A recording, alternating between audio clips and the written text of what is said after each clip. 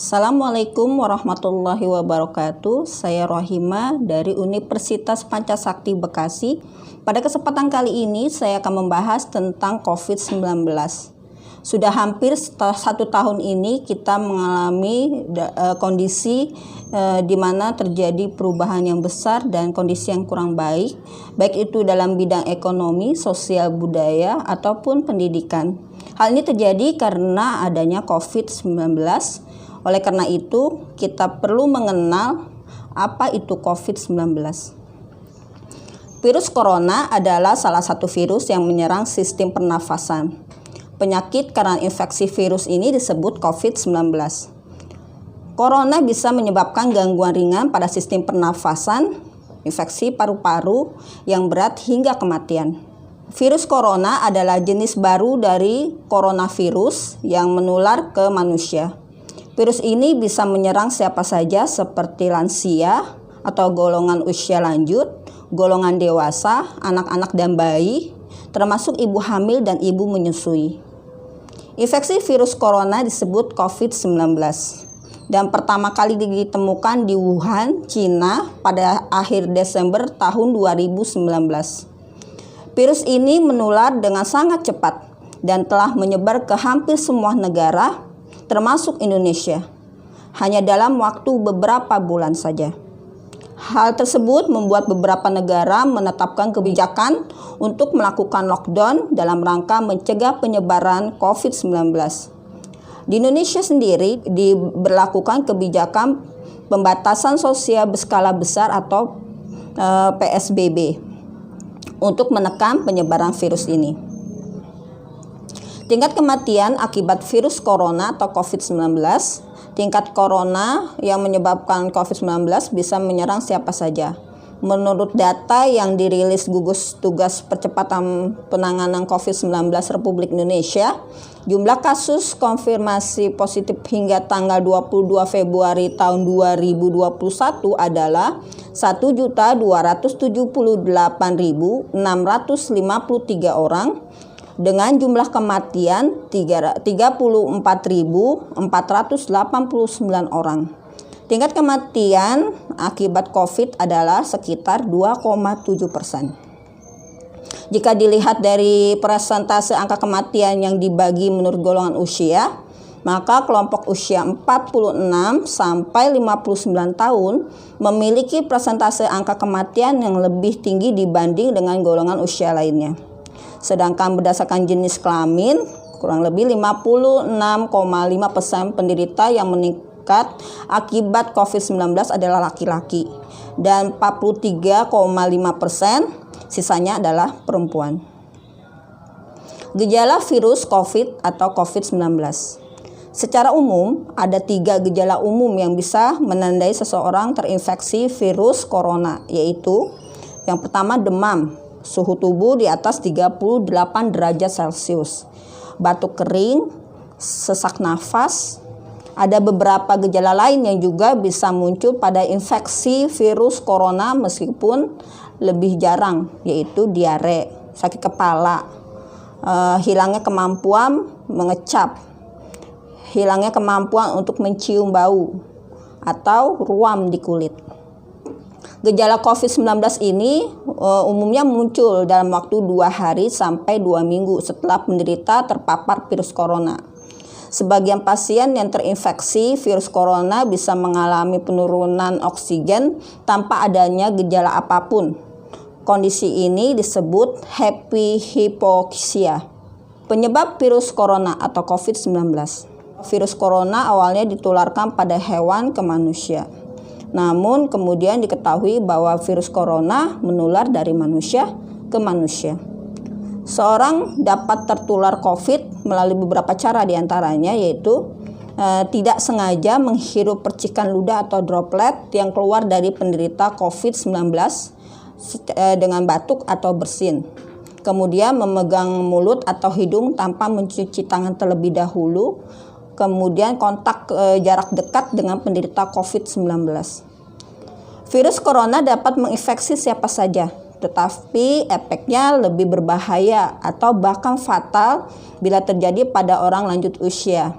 ibu hamil, orang yang memiliki penyakit tertentu, perokok, atau orang yang daya tahan tubuhnya lemah, misalkan penderita kanker. Karena mudah menular, virus corona juga berisiko tinggi menginfeksi para tenaga medis yang merawat COVID-19. Oleh karena itu, para tenaga medis dan orang-orang yang memiliki kontak dengan pasien COVID-19 perlu menggunakan alat pelindung diri atau APD. Diagnosa virus COVID-19. Untuk menentukan apakah pasien terinfeksi virus corona, dokter akan menanyakan gejala yang dialami pasien dan apakah pasien juga berpergian atau tinggal di daerah yang memiliki kasus infeksi virus corona sebelum gejalanya muncul. Dokter juga akan menanyakan apakah pasien ada kontak dengan orang yang menderita atau diduga menderita COVID-19. Guna memastikan diagnosa COVID-19, dokter akan melakukan beberapa pemeriksaan, diantaranya yaitu dengan rapid test untuk mendeteksi antibodi yang diproduksi oleh tubuh untuk melawan virus corona, swab test atau tes PCR untuk mendeteksi virus corona di dalam dahak, CT scan atau rongsen dada untuk mendeteksi infiltrat atau cairan di paru-paru. Pengobatan virus corona atau COVID-19. Belum ada obat yang benar-benar efektif untuk mengatasi infeksi virus corona atau COVID-19. Pilihan pengobatan akan disesuaikan dengan kondisi pasien dan tingkat keparahannya. Beberapa pasien dengan gejala ringan atau gejala akan disarankan untuk melakukan protokol isolasi mandiri di rumah sampai tetap melakukan langkah pencegahan penyebaran infeksi virus corona tersebut. Selain itu, dokter juga akan memberikan beberapa langkah untuk meredakan gejalanya dan mencegah penyebaran virusnya dengan cara yaitu merujuk penderita COVID yang berat untuk menjalani perawatan dan karantina di rumah sakit. Kedua yaitu memberikan obat pereda demam dan nyeri yang aman dan sesuai kondisi penderita. Yang ketiga yaitu mengajukan penderita COVID-19 untuk melakukan isolasi mandiri dan istirahat yang cukup. Yang keempat yaitu menganjurkan penderita COVID-19 untuk banyak minum air putih untuk menjaga kadar cairan tubuh. Demikian pembahasan saya mengenai COVID-19. Untuk lebih jelasnya, saya sudah mewawancarai salah satu orang yang pernah terpapar COVID-19. Untuk itu, silakan menyimak perbincangan saya dengan beliau. Assalamualaikum warahmatullahi wabarakatuh. Kali ini kita akan berbincang-bincang dengan Ibu Maisarah sebagai penyintas COVID-19. Ya Bu, bagaimana kabarnya hari ini Bu? Alhamdulillah baik. Iya, beberapa hari yang lalu Ibu dikabarkan itu katanya pernah terpapar COVID ya Bu ya? Betul. Iya. Bisa diceritakan Bu, kenapa Ibu bisa terpapar? Sebenarnya saya terpapar dari suami saya ya. Suami saya bekerja di bidang pelayanan masyarakat. Jadi setiap hari dia menerima berkas dari warga. Nah di situ mungkin karena nggak tahu ada yang kena COVID atau gimana, suami saya melakukan swab. Karena teman satu kantornya sudah ada yang kena. Nah hasilnya positif.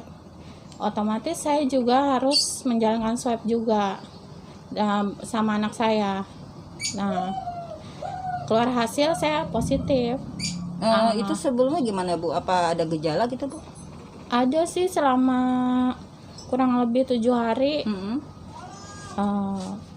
Ada penciuman sih saya masih biasa ya. Cuman buat makan rasa tuh semua nggak ada rasanya, pahit. Terus badan semua pada sakit, kayak rasanya kayak kebakar, pada linu, sama terakhir batuk. Setelah tahu nih, Ibu tadi katanya sudah ketahuan positif gitu ya Bu? Ya. Nah itu tindakannya apa tuh Bu?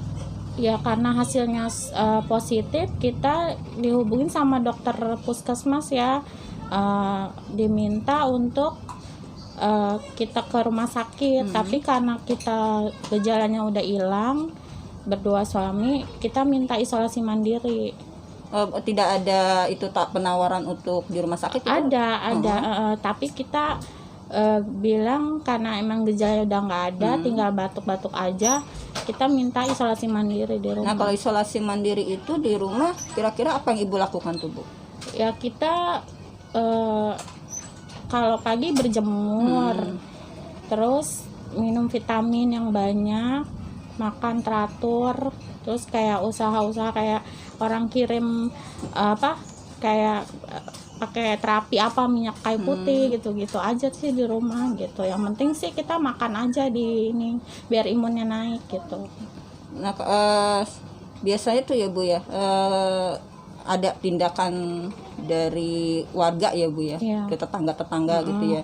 Nah, selama ini tindakan mereka gimana Bu? Ya alhamdulillah sih warga di sini justru mensupport ya, baik material imaterial, yang tiap hari ada yang ngirim makanan gitu. Alhamdulillah, walaupun adalah segelintir yang emang mereka memandang wah tuh COVID tuh takut, ya itu wajar mungkin ya gitu, karena kita kurang edukasi aja kan kayak gitu. Tapi sejauh ini sih alhamdulillah pada baik. Nah, sekarang bagaimana kondisi Ibu? Alhamdulillah sih udah sehat, batuknya juga udah hilang. Nah, kira-kira ada pesan-pesan apa tuh Bu pada ya mungkin orang-orang kan memang tadi yang Ibu bilang perlu adanya edukasi ya. Ya kalau pesan saya sih emang benar-benar harus menjalankan protokol kesehatan ya, pakai masker, terus bawa hand sanitizer kalau keluar, dari mana-mana cuci tangan, ganti baju gitu kan. Ya pokoknya itu aja sih, sama tiap hari jangan lupa vitamin aja. Untuk tetangga udah nggak ada itu lagi Bu ya, terkait tadi itu sikap-sikap yang negatif gitu ya. Iya, karena kan kita juga udah isolasi mandiri selama 14 hari. Dokter puskesmas juga sudah mengeluarkan surat bebas COVID. Jadi kita udah bisa aktivitas lagi. Iya, berarti sekarang sudah beraktivitas normal biasa. Ya kalau seperti itu berarti tidak ada tindakan-tindakan yang preventif lagi ya, yang nggak itu lagi ya sama Ibu ya. Alhamdulillah ya. Ya baik Ibu, terima kasih atas bincang-bincangnya ya. Semoga ini bisa membawa dan membuka wawasan ya kepada kita semuanya, mungkin yang kurang tadi ilmunya ya atau pengetahuannya, insya Allah. Terima kasih Ibu ya. Ya itu seperti itulah, rupanya memang banyak yang perlu kita edukasi ya untuk masyarakat tentang orang-orang yang memang pernah terpapar COVID-19. Seperti itu insya Allah. Wassalamualaikum warahmatullahi wabarakatuh. Bagaimana teman-teman? Sudah mulai paham dengan COVID-19?